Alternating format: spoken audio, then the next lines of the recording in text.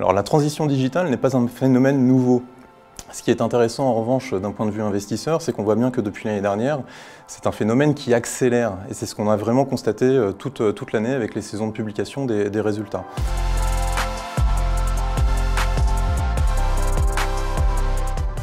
C'est un phénomène qui accélère parce que ça concerne de plus en plus d'industries. Si bien qu'aujourd'hui, c'est devenu la priorité numéro 1 de tous les managements, de toute industrie confondue, et de plus en plus bien entendu, et ça partout dans le monde.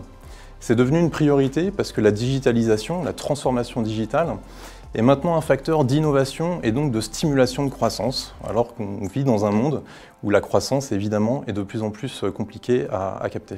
Ce qui est intéressant pour nous, investisseurs, avec la transition digitale, c'est que ça concerne un écosystème de sociétés qui sont positionnées de façon différente sur une chaîne de valeur qui est extrêmement complexe.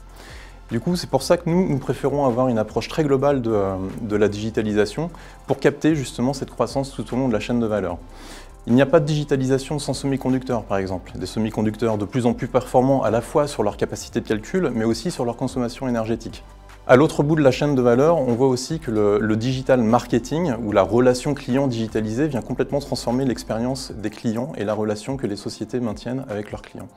Alors, nous n'investissons pas directement dans la transformation digitale. Par contre, il est vrai que c'est un moteur de croissance pour notre thème de l'intelligence artificielle et de la robotique, parce qu'on constate que tout notre univers, que ce soit au quotidien ou dans l'environnement professionnel, se digitalise, se numérise.